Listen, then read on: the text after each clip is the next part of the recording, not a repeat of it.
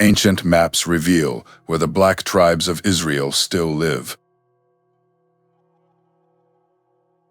European mapmakers printed a kingdom called Judah on the coast of West Africa, not in a rumor, but on engraved atlas sheets sold in Amsterdam and Paris in the 16 and 1700s, beside the words Slave Coast. You can put your finger on those letters in a library reading room this week. For 300 years that word has been read two ways, and only one survives the evidence. Tonight, we take the honest one, because the real history of black Jewish communities needs no coincidence on a coastline. Here is what I am going to hold myself to for the next hour. Every map I name you can look up. Every date I give you, you can check against a library catalog. Every community I bring you to is a real congregation with a real address. And most of them will still be praying this Sabbath, whether or not either of us ever hears about it. I am not going to hand you a mystery and walk away.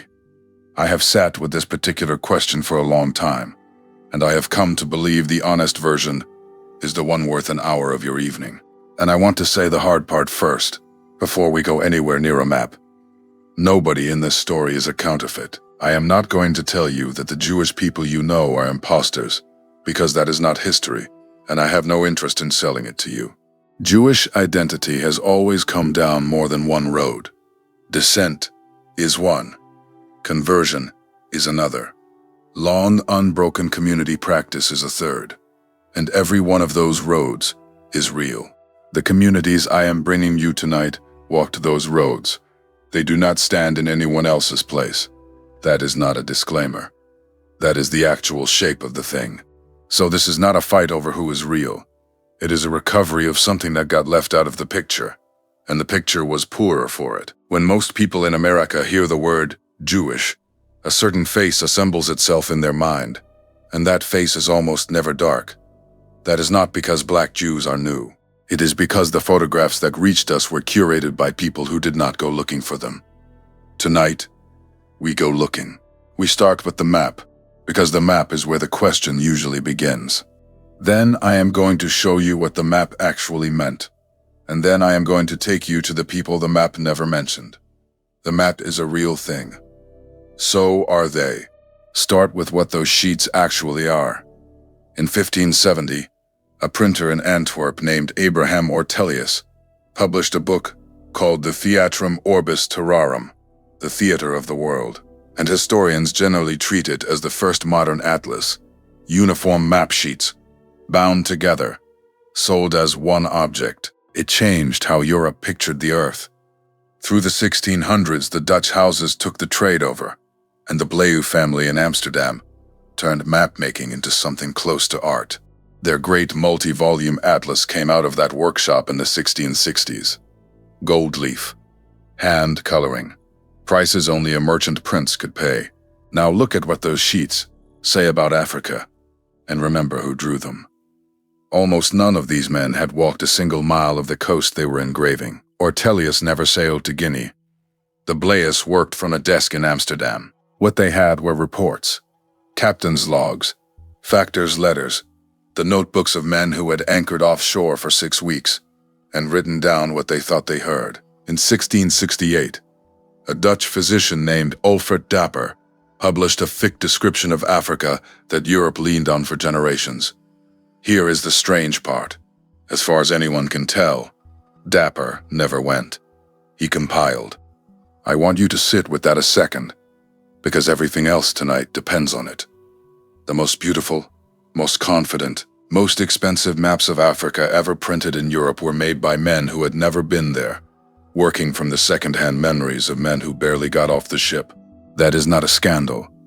That is simply how the trade worked. But it means that every name along the West African coast passed through at least 2 sets of foreign ears before a copper needle ever touched it. Names get bent that way. And one of those bent names is the reason you are here tonight. So let us take the name apart. On a French sheet, you will find Judah. On a Portuguese chart, Ajuda. English traders wrote Wida, and sometimes Wida. The Dutch wrote Fida. 4 different words, one town, and not a large one either, a stretch of low coast, a lagoon behind it, a beach with no natural harbor at all, where ships had to stand off in the roads and send men in through the breakers and surfboats. That town is Ouidah.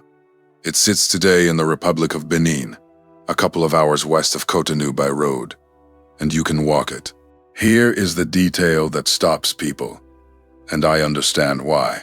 In 1717, a ship went down in a storm off Cape Cod, in Massachusetts, carrying the plunder of the pirate Captain Samuel Bellamy.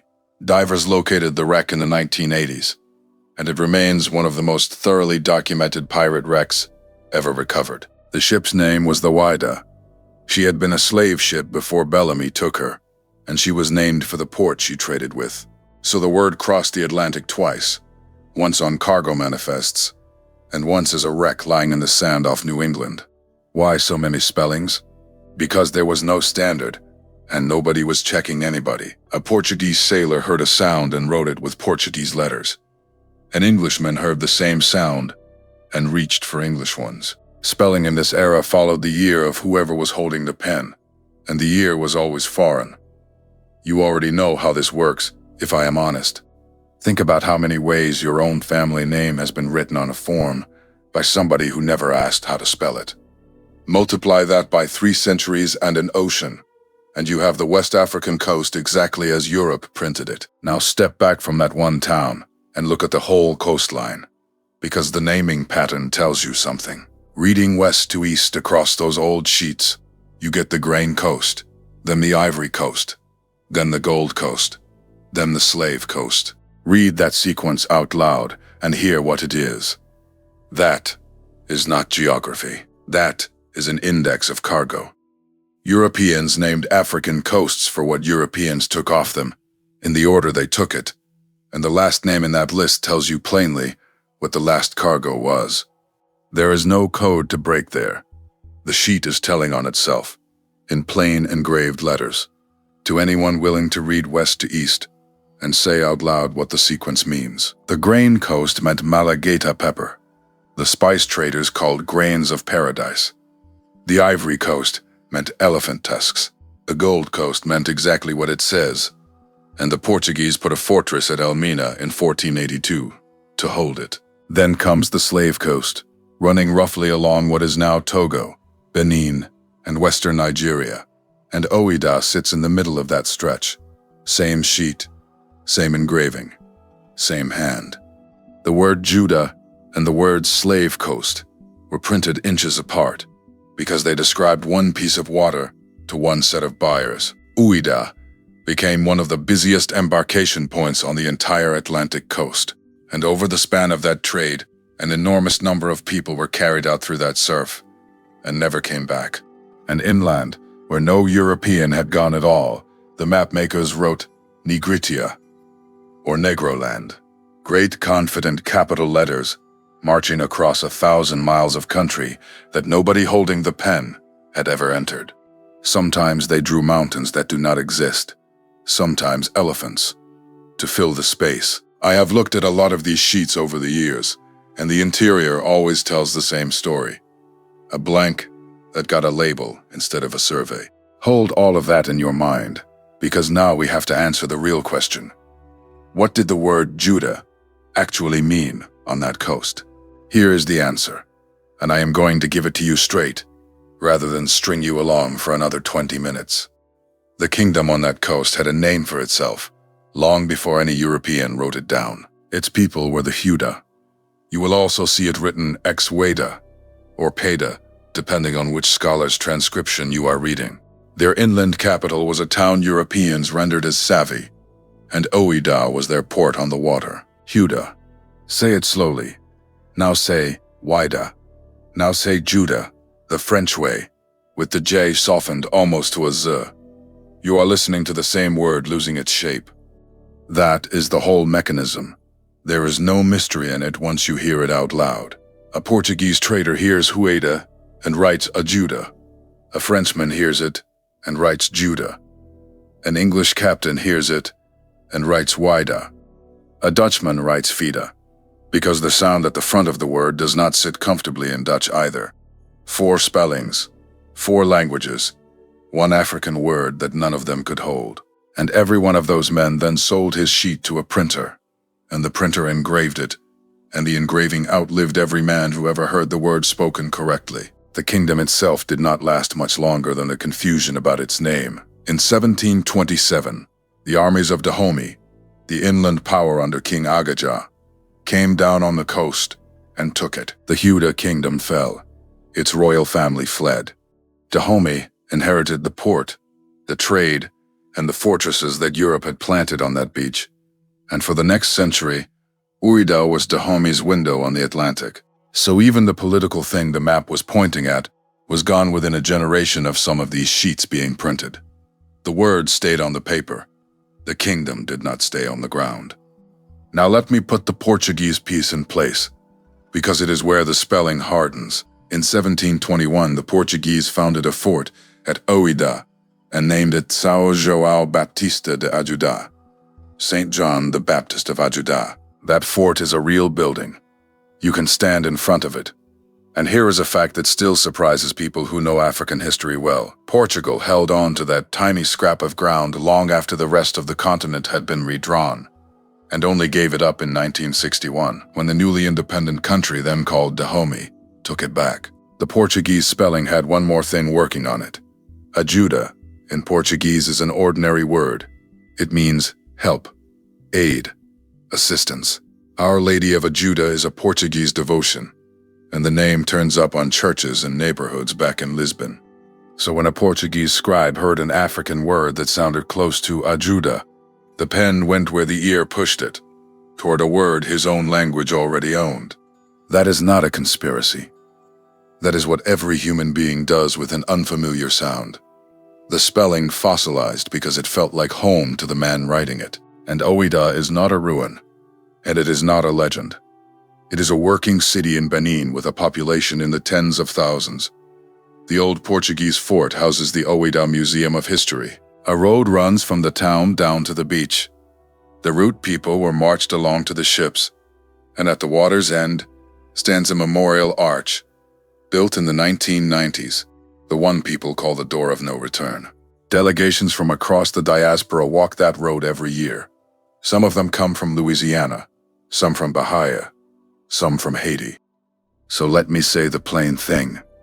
The thing this whole segment exists for. The word Judah on that map is not the Judah of the Bible. It is not Yehuda. It is a European misspelling of Hueda, the name of a Fon-speaking coastal kingdom in what is now Benin. And every serious historian of that coast will tell you the same. If somebody has shown you that map and told you it proves the tribe of Judah was living in West Africa, they were reading a stranger's spelling error as a signature from God. I do not think most of them meant any harm by it. But a map is not a scripture, and a coastline is not a genealogy. I want to be careful here because I know what it costs to hear that. I have watched people find that map for the first time in layup, and I understand exactly why. You spend your whole life being handed a history that started with a ship, and then a document appeared that seemed to say your people had a name and a kingdom before all of it. I have felt the pull of that myself, but I have come to believe that the truth you have to squint at is not strong enough to build on. If a claim needs a coincidence, it will break the first time somebody serious puts weight on it. And here is why I am not worried about giving that one up. Because the actual story does not need it. Not one bit of it. There were Jewish communities in Africa. Real ones. Documented ones. With liturgies and cemeteries. And rabbinic correspondence and state records. And in one case, an airlift on the evening news. Black Jews are not a theory. Somebody assembled out of an old atlas. They are people with names, addresses, court rulings, and photographs. You do not have to reach for a misprint to reach them. That is what I want to hand you tonight instead. Not a hunch about a coastline, but a list of places where the answer has been sitting in the open the whole time. So put the map down for a while. We will come back to it at the end, and when we do, it will look different to you. Right now, I want to take you somewhere the maps of Africa were actually correct. Somewhere the evidence is not a spelling, but a stack of papyrus, a synagogue floor, and a chief rabbi signed ruling. We are going to start about 2,200 years before any of these atlases existed, on an island in the Nile. The men and women we are about to meet were writing letters in Aramaic, while Artelius's ancestors were still centuries from a printing press. The island is called Elephantine. It sits in the Nile at Aswan, right at the first cataract, which was Egypt's southern frontier, the border post facing Nubia, facing Kush, facing the Black Kingdoms upriver. And in the 5th century before Christ, there was a Judean community living on that island, not passing through, living there. They had houses, they had property disputes, they had a garrison posting under the Persian Empire, and they had families whose names you can read today. This is roughly 2,000 years before Ortelius ever picked up an engraving tool. We know this because of paper, or rather, papyrus, beginning in the late 1800s and running through the early 1900s. Excavators and antiquities dealers pulled a body of documents out of the ground at Elephantine, written in Aramaic, the working language of the Persian Empire. Marriage contracts, loan agreements, a woman's property settlement, letters between officials, complaints, ordinary business, in ordinary handwriting, from ordinary people who happened to be Judeans living on an African river island under a Persian flag. One of the documents is a contract over a house. Another is a woman named Miptahiya's marriage settlement, with her property protected in writing. People arguing about walls and dowries 400 years before Christ. And they had a temple, their own temple, on that island, to the God of Israel, which is a startling thing to say out loud if you know the biblical rule about one temple in Jerusalem. In the year 410 before Christ, that temple was destroyed, attacked with the involvement of the local priesthood of the ram god Khnum, whose own sanctuary shared that island. So the community wrote letters. They petitioned the Persian governor of Judah, a man named Bagavaya. They wrote to the sons of the governor of Samaria as well. They asked for permission to rebuild, and copies of those letters survive. Sit with that for a moment, because I still do. A Black African river island, a Judean congregation, a destroyed sanctuary, a petition sent north to Jerusalem's provincial governor in Aramaic on papyrus in 407 before Christ. That is not oral tradition, and it is not somebody's interpretation of a coastline. That is correspondence, and it is sitting in museum collections in Berlin, in Cairo, in New York, cataloged and translated and argued over by scholars for more than a century. Africa was never outside this story. Africa was in it from the beginning. Now come north and forward 1,000 years, to an island of a different kind. Off the coast of Tunisia lies Djerba, and on Djerba stands the El Ghriba Synagogue, one of the oldest Jewish congregations anywhere in Africa, and one that has never stopped. The community's own tradition says its founders arrived after the destruction of the first temple, carrying a stone or a door from the ruins with them. Now, I have to be straight with you. Historians cannot verify a date that early, and most treat it as community memory rather than a documented event. But the community itself is not in doubt. Go west from there into Morocco, and you find a Jewish world that is written into the city plans. In 1438, the Jewish quarter of Fez, the Mela, was established beside the Sultan's palace. A real date, a real district, still walkable. Further south, at the desert's edge, sat Sijil Massa and the oases of the Tafilalt, and those were the loading docks of the trans-Saharan trade. Jewish merchants worked those routes. They handled gold coming north out of the Sahel, and salt going south, and their letters and legal records enter the wider Mediterranean paperwork. That paperwork is worth naming, because it is one of the great accidents of history. In the 1890s, scholars gained access to a storeroom in the Ben Ezra Synagogue in Old Cairo, the Geniza, where a community had deposited any paper bearing the name of God rather than destroy it. Nearly 1,000 years of accumulated documents, business letters, ledgers, marriage records, complaints about business partners, notes about shipments moving from Cairo toward India, a Jewish world with Africa at its center, not its margin. and we have it in their own handwriting. Now the harder part, and I am going to flag it as hard while I say it. In the 14th century, a Tunis-born scholar named Ibn Khaldun wrote the Muqaddimah, still one of the most respected works of historical thinking anyone has produced.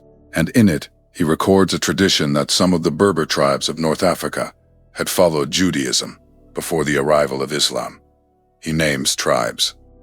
He does not present it as his own eyewitness account.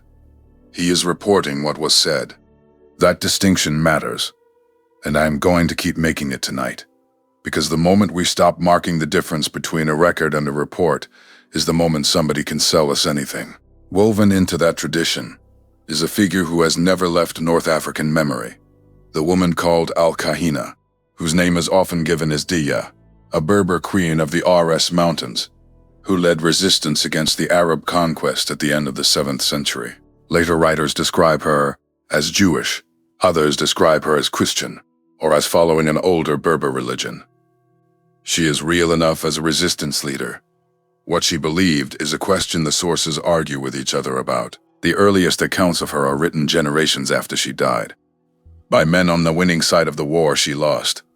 And that is exactly the kind of source a careful person handles with tongs. So here is where I land, and I want you to hear the shape of it. I am not going to tell you the Berbers of North Africa were Jews, because I cannot show you the evidence that would carry that. I will tell you that a serious 14th century historian recorded the tradition, that scholars have argued over it ever since, and that some of the loudest versions of the claim came out of the French colonial period, when there were political reasons to sort North Africans into convenient boxes. Historians today divide sharply on it. That is the honest report, and I would rather give you a small certain thing than a large uncertain one. Elephantine is certain. Jerba is certain. Fez in 1438 is certain. The Geniza is certain. That is a Jewish presence across the northern third of a continent, running from before the Persian Empire to the age of the Atlases, documented in 3 languages. But none of that is yet the story you came for, because you did not come to hear about Africa in general. You came to hear about a people. So let me take you to the highlands. North of Lake Tana, in the highlands around Gondar, and up into Tigray, there lived a people who called themselves Beta Israel, the House of Israel. Not a sect somebody founded in the last century, and not a movement that borrowed a name. A population of villages spread across the Ethiopian highlands, keeping Sabbath, keeping dietary law, keeping purity rules that most Jewish communities elsewhere had long since reworked. Their neighbors called them by another name, one I will get to, and it was not kind. Among themselves, they were Beta Israel, and they had been saying it for as long as anybody could remember. Their scripture was the Orit, the Torah, in Gez, the ancient liturgical language of Ethiopia. Their religious leaders were not rabbis, they were the Kesem, sometimes written Kesach, priests in a line of their own, and their authority did not run through the rabbinic academies of Babylonia or Europe. That is the piece people trip over. So let me make it plain. Beta Israel practice looks older in some places and different in others, because it developed along its own road, out of contact with the Talmudic tradition that shaped Judaism nearly everywhere else. And then there is the Sigd. 50 days after Yom Kippur, the community would climb a mountain. They would fast, they would carry the Orit up the slope. The Kesem would read from it, and the people would pray facing Jerusalem, a city almost none of them would ever see, from a highland they had never left. A festival of longing, performed annually on a hill in Africa for centuries. Today, the Sigd is recognized in Israeli law as a national holiday, and the climb happens on a promenade in Jerusalem, overlooking the old city. Think about the distance that walk covers. Now, where did they come from? And here I have to slow down, because this is where a good story can outrun the evidence. Ethiopia has a national epic called the Kebra Nagast, the Glory of Kings, compiled in Ge'ez in roughly the 14th century. It tells how the queen of the south, Makeda, the queen the Bible places in Sheba, traveled to Solomon in Jerusalem, and how their son Menelik returned to Ethiopia carrying the Ark of the Covenant with him. It is a magnificent piece of literature. It is also the founding charter of a dynasty. I want to be honest about what that means. The Kebra Nagast is a national epic, and historians treat it the way they treat national epics anywhere, as a text that tells you enormous amounts about the people who wrote it and the throne it legitimized, and much less about what happened in the 10th century before Christ. Ethiopian emperors claimed descent from Solomon into the 20th century. It was written into the Constitution of 1955, a story that, useful to a throne, has to be handled carefully. That is not disrespect. That is just reading. So I am not going to stand here and tell you Beta Israel descend from Menelik, because I cannot show it to you. Scholars have argued for generations over the community's origins, some proposing an ancient migration, others an emergence from within Ethiopian Christianity's own Hebraic currents, others a mixture. What nobody argues about is this. By the time European travelers were writing about them in the 1800s, Beta Israel had been a distinct Jewish people in the Ethiopian highlands for centuries, with their own priests, their own liturgy, and their own long memory of Jerusalem. Which brings us to a date and a name, because this is where it stops being ethnography and becomes law. In 1973, Rabbi Ovadia Yosef, then the Sephardi chief rabbi of Israel, and one of the most formidable legal minds in the modern Jewish world, issued a ruling. He determined that Beta Israel were Jews, identifying them, in line with earlier rabbinic opinion, with the tribe of Dan. 2 years later, the Ashkenazi chief rabbi Shlomo Goren concurred. And in 1975, the State of Israel extended the law of return to them. Read that sequence again. A ruling in 1973, a concurring opinion in 1975, a change in immigration law the same year. Names, dates, offices, the exact kind of evidence that the map on the West African coast could never give you. Understand what that is. That is not a rumor. That is not a documentary theory. That is a signed legal opinion from the highest rabbinic office in the country, followed by a decision of state that carried immigration rights, passports, and the machinery of a government behind it. When I tell you Black Jews are recognized, I am not asking you to take my word. I am pointing you to a ruling with a name on it, and a year attached, and you can go read about it tonight. And notice what that ruling did not do. It did not take anything away from anybody else. Recognizing Beta Israel as Jews subtracted nothing from any other Jewish community on earth. That is how belonging actually works, whatever anybody tells you. But I do not want to hand you the ruling without the cost, because the cost is the part that tells you who these people were. In Ethiopia, Beta Israel largely could not own land in the way their Christian neighbors could. Many worked as smiths, weavers, and potters, skilled trades that carried social stigma in that society. They were suspected in some places of possessing the evil eye. Pressure to convert came in waves, and in some periods, it came with force behind it. There were long stretches when Beta Israel numbers fell hard, through conversion, through war, through the ordinary grinding pressure of being the household everybody's grandmother warned them about. They held anyway, not comfortably, not safely, but they held. And they were called Falasha. That word gets translated as stranger, exile, the landless one, a name given from outside, describing people as permanently not from here in the country their families had lived in for centuries. Many in the community reject the term now and ask to be called Beta Israel, which is what they called themselves the whole time. Think about how much of the world's history is contained in that one substitution. A people say their own name.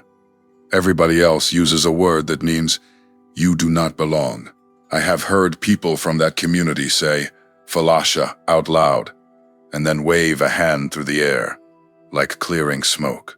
It is the same gesture I have seen from old men in this country when somebody uses a name for them that they never chose. Then came the modern catastrophes on top of the old ones. The famine of the mid-1970s and the far worse famine of the mid-80s. The Derg, the military government that seized power in 1974 and ran Ethiopia through a long and brutal civil war.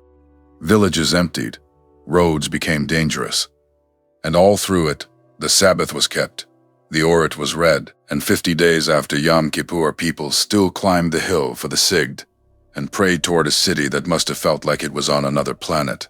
I have thought about that image more than almost anything else in this research. Not the Aleph, which we will get to, and which the whole world saw, the hill, every year.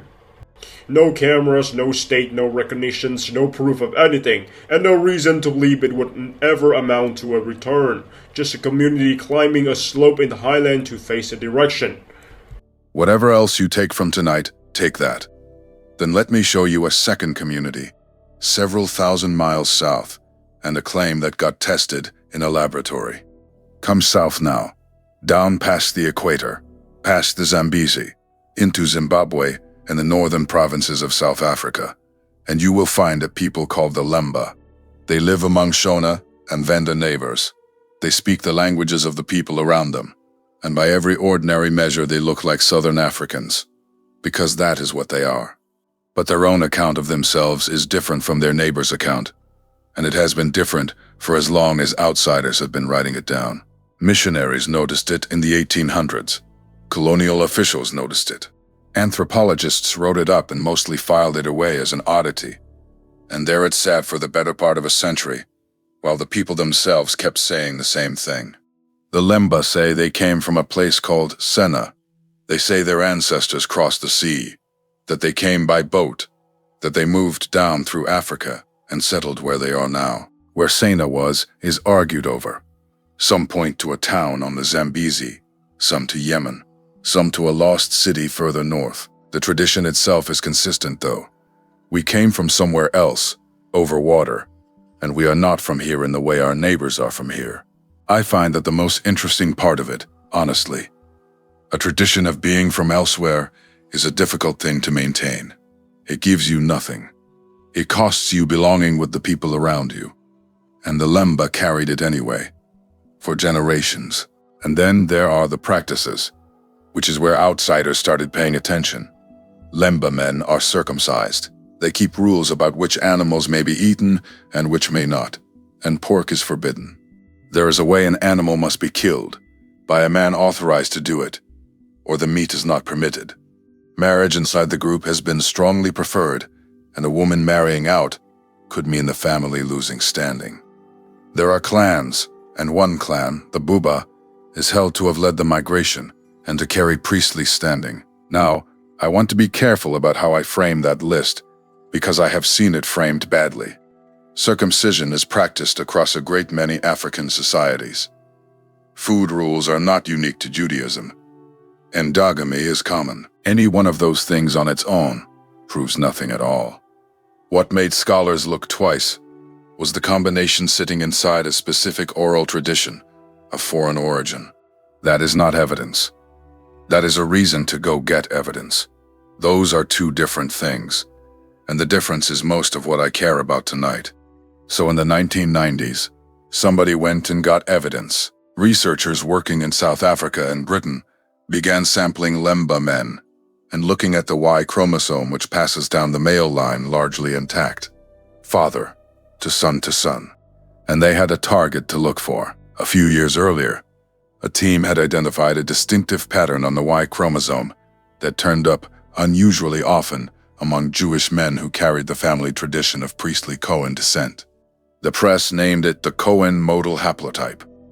The logic was simple enough to explain at a kitchen table.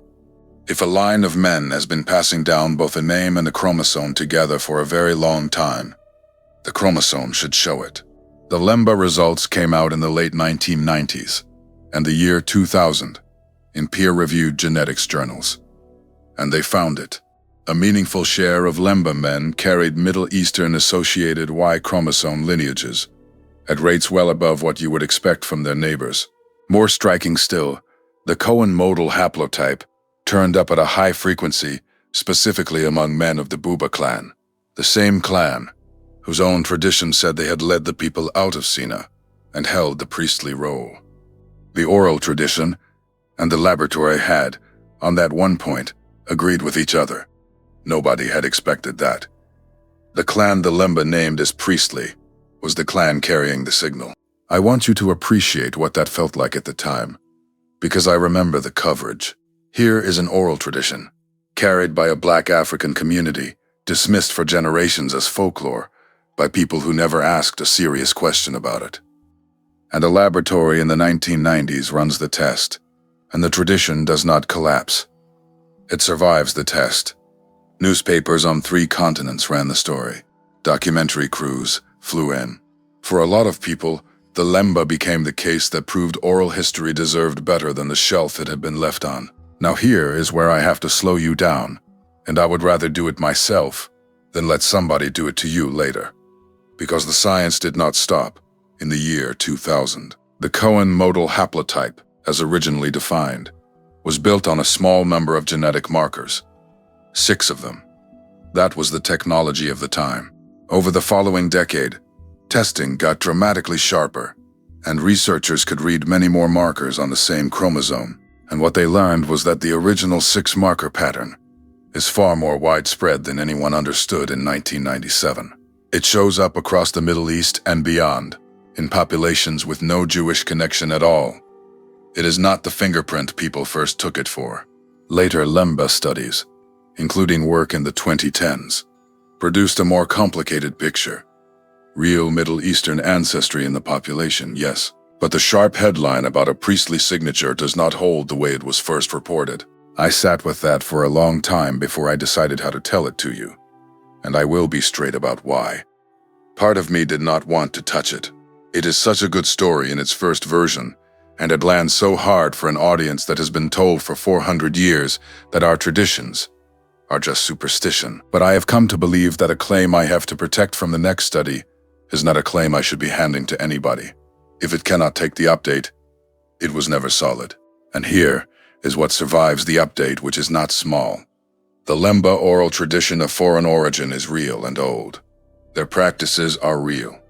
The genetic work does show Middle Eastern ancestry in the male line, at levels their neighbors do not show. What is no longer safe is the specific priestly headline. So the honest sentence is this one. The Lemba are a southern African people with a documented tradition of Semitic origin and genetic evidence consistent with ancient contact, whose exact history is still being worked out. That is less thrilling than the headline. It is also still remarkable, and it is true. Now let me take you to Uganda, because this one has a beginning you can put a finger on, and that is rarer than you would think. Around 1919, a man named Seme Kakungulu made a decision. Kakungulu was not a marginal figure. He was a Baganda military leader and administrator, a man the British had used and then, in his judgment, discarded, passed over, boxed in, given less than he had been promised. He had been working with Christian missionaries. He fell out with them, and when he went back to the book they had given him, he read it differently than they had taught him to. He concluded that the commandments in the Hebrew Bible were meant to be kept as written: Sabbath on the 7th day, circumcision on the 8th day, the dietary laws as stated. The missionaries told him that if he took that road he would be a Jew, and by their account, they said it as a warning. Kakungulu took the road. He and his followers began to live by those laws, and they called themselves Abayudaya, which in Luganda means the people of Judah. Not a translation somebody gave them. A name they picked. Here is the part I find remarkable. Kakungulu started from the text alone. For years, the Abayudaya had almost no contact with the wider Jewish world. They were working out how to be Jewish from scripture. In Uganda, essentially unaided. Then, in the 20s and 30s, Jewish travelers and traders began reaching them, and the community started learning Hebrew liturgy, holidays, and practice from people who had grown up inside it. They built synagogues. They kept going after Kakungulu died in 1928. Then came the 70s, and Idi Amin. Under Amin's rule, Jewish practice was outlawed in Uganda. Synagogues were destroyed or seized, and the community had every practical reason to stop. Most of the Abayudaya did stop, at least publicly. But a core group, a few hundred people by most accounts, kept the Sabbath in secret, met in homes and in the bush, and held the thing together until Amin fell in 1979. Everything the community is today runs through those years and those people. And then the world came back to them. In 2002, a panel of conservative rabbis traveled to Uganda and conducted formal conversions for hundreds of Abayudaya, which brought the community into recognized standing within that movement. In 2008, one of their own, Gershom Sizomu, who had studied in the United States, was ordained, making him the first Ugandan-born rabbi to lead the community as a rabbi. He later ran for office and served in Uganda's parliament. In 2016, the Jewish Agency for Israel recognized the Abayudaya, which mattered enormously for questions of immigration and belonging. I want to be plain with you about what that story is and what it is not. The Abayudaya are not a lost tribe, and they have never claimed to be. Their history begins with a man in 1919 who read a book and changed his life, and then, with 4 generations, who held that decision through poverty and persecution. That is conversion and community, not descent. And it counts. It counts completely. Anybody who tells you those Jews are less Jewish than any other Jews has misunderstood how Judaism has worked for 2,000 years. Now, west across the continent to Nigeria, where the picture is different, and I have to be more careful. There are Igbo communities practicing Judaism, synagogues in and around Abuja, congregations keeping Sabbath and Kashrut and the festival calendar, learning Hebrew, some of them for decades now.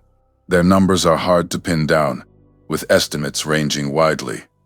What is not hard to establish is that the practice is real and the congregations exist. Where it gets contested is the descent claim. Many Igbo Jews hold that their people descend from Israelites, the tribes of Gad or Zebulun or Manasseh, who migrated into West Africa in antiquity. That tradition appears in Igbo communities and in some 19th century writing, and it is held sincerely and deeply. But Israel's rabbinate has not accepted it. Genetic studies have not supported it, and the historians I trust do not consider it established. I am not going to pretend otherwise to make an audience feel good, and I do not think you would want me to. What I will say is that the practice does not depend on the claim. A congregation in Abuja keeping Shabbat every week for 30 years is a real Jewish community doing real Jewish things, whatever the eventual verdict on ancient migration. Conversion has always been a door. It is a door with a rabbinic process attached, and some Igbo Jews have walked through it formally. The descent question and the belonging question are separate questions, and confusing them is how people end up shouting at each other. And then there is Ghana. In the western region, near Sefwi-Weaso, there is a community called the House of Israel. Their story starts in the 1970s, with a man named Aaron Ahomtre Toki Rafa, who came to believe that his people's traditional practices, the seventh-day rest, the food restrictions, the purity customs, were Israelite in origin. A community formed around that conviction. They built a synagogue. They have been keeping Sabbath in the Ghanaian bush for 50 years, and visitors from abroad now come to daven with them. 4 communities: Uganda, Nigeria, Ghana, and back in Zimbabwe, the Lemba. Different origins, different claims, different levels of recognition, and I have tried to sort them honestly rather than pile them together. But here is what they have in common, and it is the thing the map on the West African coast could never have told you. They exist. They are not a theory. They are congregations with doors and roofs, and they are meeting this week. Which brings us to what happened when one of these communities came under real danger, and the world had to decide whether recognition meant anything. By the early 1980s, the highlands were coming apart. Ethiopia was under the Derg.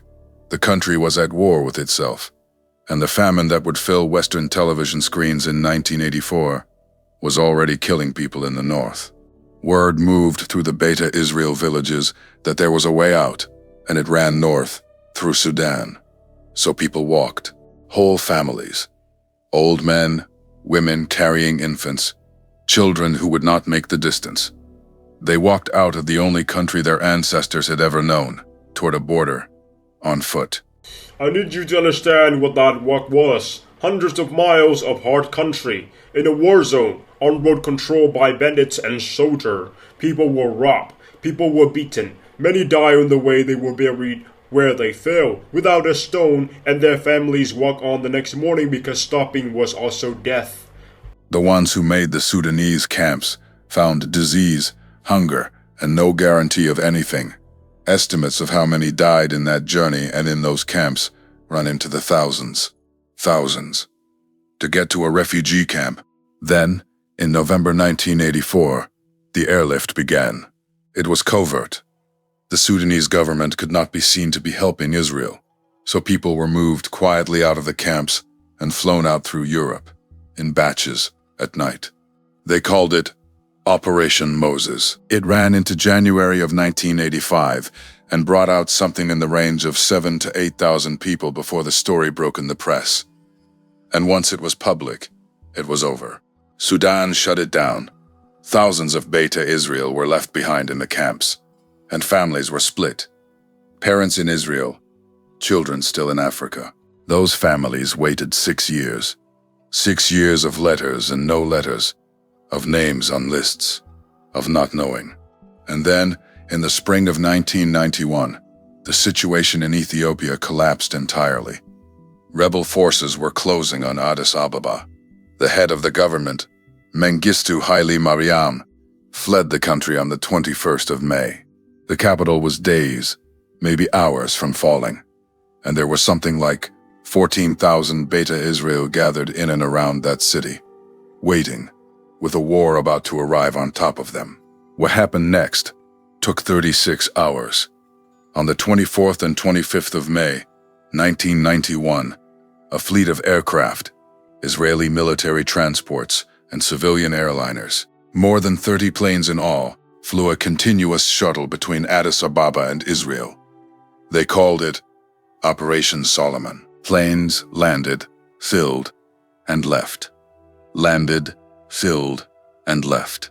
Around the clock, into the night, with the airport lights and the sound of the war getting closer, and people moving out onto the tarmac in lines that did not stop. 14,325 people were flown out. That is the figure usually given, and different accounts vary slightly around it, which is what happens when you are counting human beings in the dark at that speed. Understand the arithmetic of that. A community that had been in the Ethiopian highlands for centuries, that no one could put an origin date on, that had climbed a hill every year to face a city it had never seen, moved, essentially in its entirety, in a day and a half. Now here are the details that stay with me, and I think they will stay with you. To fit more people on board, the seats were taken out of the aircraft, pulled out. People sat on the floor of the cabin, shoulder to shoulder, families packed together in rows where the chairs had been. One El Al jumbo jet on that operation is recorded as carrying more than 1,000 passengers on a single flight, and that number is cited as a world record for a commercial aircraft. A plane certified for a few hundred. Over 1,000 people and babies were born in the air. That has been reported from that operation, more than once. Women who went into labor somewhere over the Red Sea or the Sinai, and children who came into the world between two continents, whose first breath was taken in an aircraft cabin that had been stripped to the metal to make room for them. The number on that record flight is sometimes given a little higher than the boarding count for exactly that reason. Somebody arrived, mid-journey. Picture the landing. The doors open at Ben Gurion. It is night. People come down the stairs holding what they have.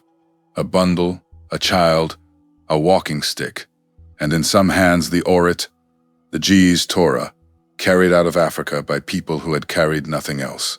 Some of them knelt on the tarmac.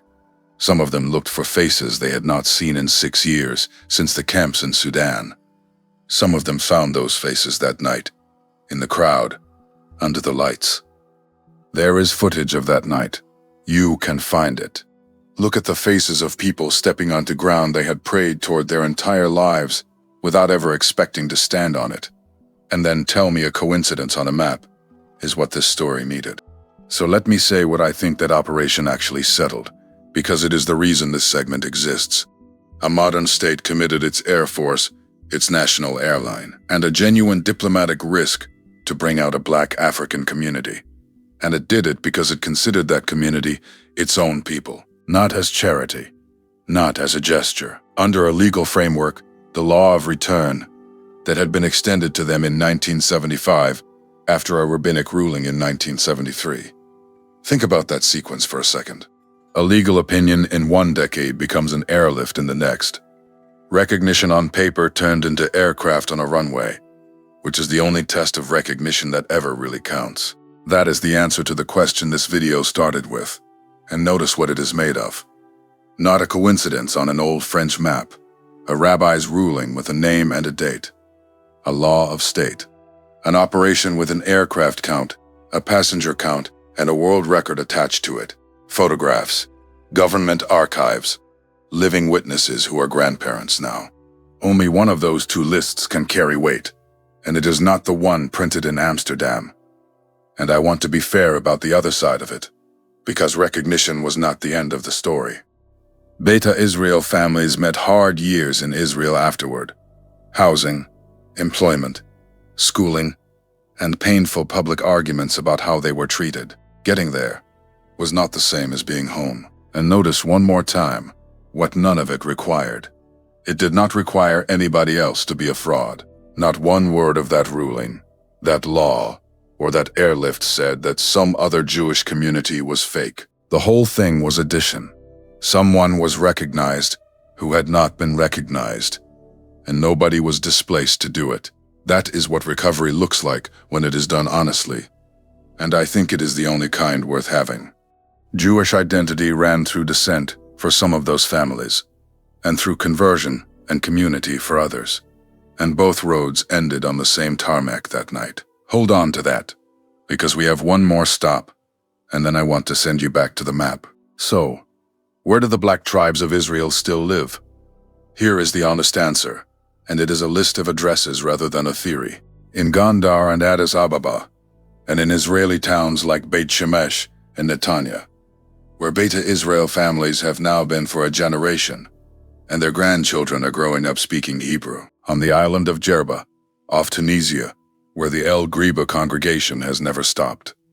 In Mbale, in eastern Uganda, where the Abba Yudaya keep Sabbath in synagogues their own hands built. Near Sefwi-Wiavso in Ghana.